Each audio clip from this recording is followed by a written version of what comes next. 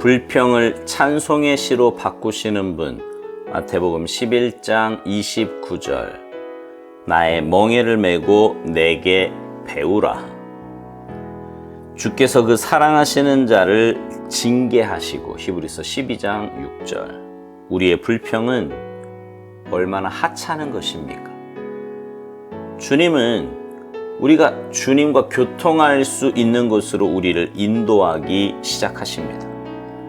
그러나 우리는 신음하며 말합니다. 오 주님, 다른 사람들처럼 편하게 해 주소서. 예수님께서는 우리에게 멍에의 한쪽 끝을 잡으라고 하십니다. 나의 멍에는 가벼우니 나와 함께 이 멍에를 매자. 당신은 이와 같이 주 예수님과 일치되었습니까? 그렇다면 당신은 주님의 도우시는 손을 느끼며 그분께 감사하게 될 것입니다. 무능한 자에게 힘을 더하시나니, 이사야 40장 29절. 하나님은 오셔서 감상에 빠진 우리를 건져내시고 우리의 불평을 찬송의 시로 바꾸십니다. 하나님의 능력을 알 수 있는 유일한 방법은 예수님의 멍에를 쥐고 그분께 배우는 것입니다. 여호와로 인하여 기뻐하는 것이 너희의 힘이니라. 느헤미야 8장 10절. 성도들이 어디에서 기쁨을 얻습니까? 만일 우리가 성도가 누구인지를 알지 못한다면 이렇게 말할 것입니다. 오, 그분은 멍에가 없이 편하게 살았답니다. 베일을 걷어 올리십시오. 하나님의 평안과 빛과 기쁨이 있는 곳에는 반드시 멍에가 있습니다. 하나님께서 지워주시는 멍에는 포도송이를 짓이기게 되며 그 결과로 포도주가 나옵니다. 대부분의 사람들은 멍에로 인해 만들어진 포도주만 봅니다. 이 세상 및 지옥의 그 어떤 세력도 인간의 영혼 안에 계신 하나님의 영을 이길 수 없습니다.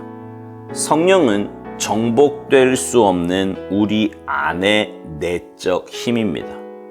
만일 당신 속에 불평이 있다면 가차없이 발로 차 버리십시오.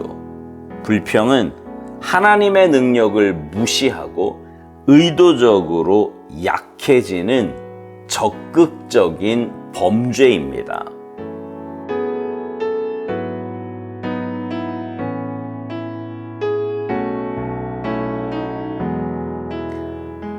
자녀를 양육하다 보면요, 바르지 않은 모습으로 인해서 훈육을 해야 될 때가 있지요.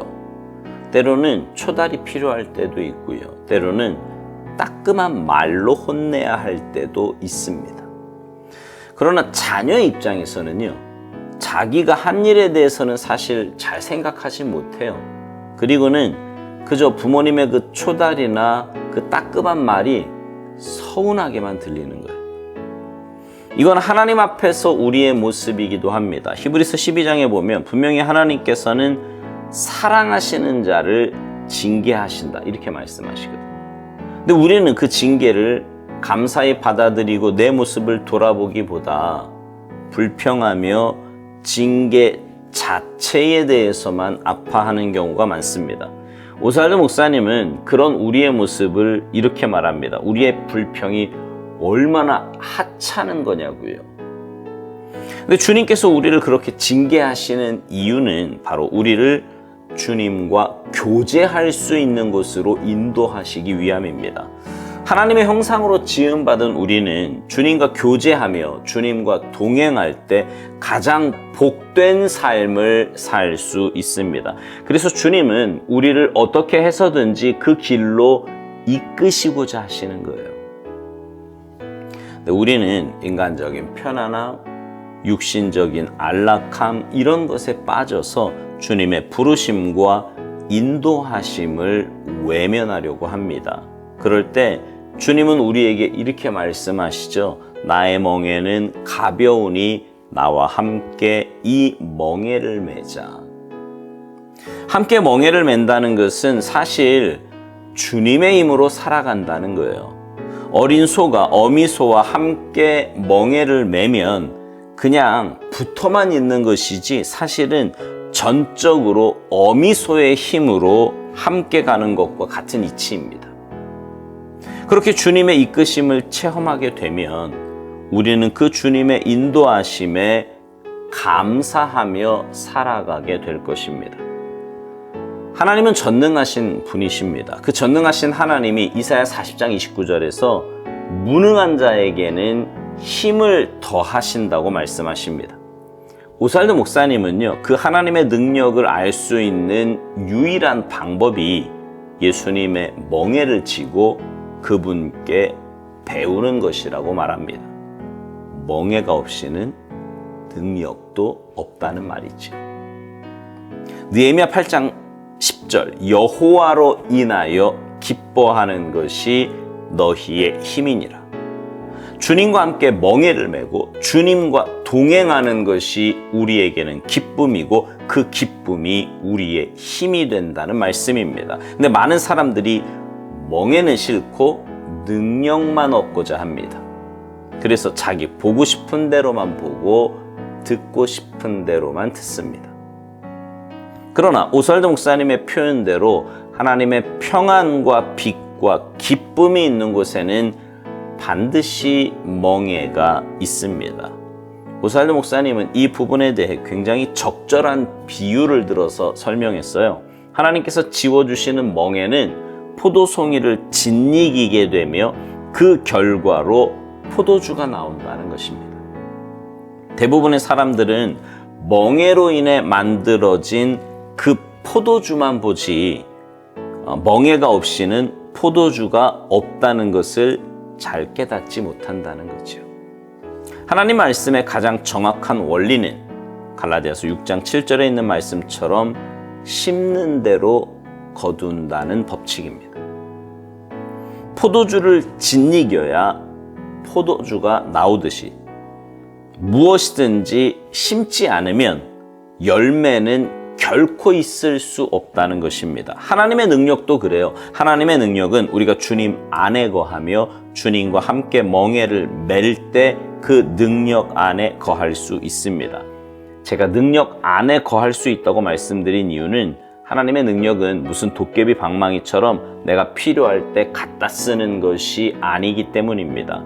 주님과 함께 멍에를 맬 때 내 삶의 어떤 순간에도 주님의 은혜와 능력으로 믿음의 모습을 잃지 않고 하나님 나라 백성답게 주님의 자녀답게 살아갈 수 있습니다. 그게 우리 그리스도인들에게 힘이고 능력이에요. 오살도 목사님이 마지막 부분에서 이렇게 말하지요. 이 세상 및 지옥의 그 어떤 세력도 인간의 영혼 안에 계신 하나님의 영을 이길 수 없다고요. 성령은 정복될 수 없는 우리 안에 내적 힘이라는 것입니다. 정말 그렇습니다. 하나님의 영이신 성령님과 함께 동행할 때, 그분과 함께 멍에를 맬 때 우리는 어떤 상황에서도 지치거나 굴복하지 않고 믿음의 자태를 뽐낼 수 있는 것입니다. 하나님의 자녀라고 하면서 여전히 세상에 속한 사람들처럼 상황에 따라 원망하고 불평하고 남을 탓하며 살아간다면 그것은 하나님의 능력을 무시하고 의도적으로 약해지는 적극적인 범죄인 것입니다. 성령님을 모시고 주님과 행복한 동행을 하는 사랑하는 성도 여러분 안에 혹시 불평이 있다면 주님의 도우심으로 당당하게 거절하시기 바랍니다. 그리고 감사와 기쁨의 언어를 선택하며 말하시기 바라요. 그래서 주님과 동행하는 사람의 그 삶의 품격을 여러분의 삶으로 보여주시기를 주님의 이름으로 축복합니다. 아멘.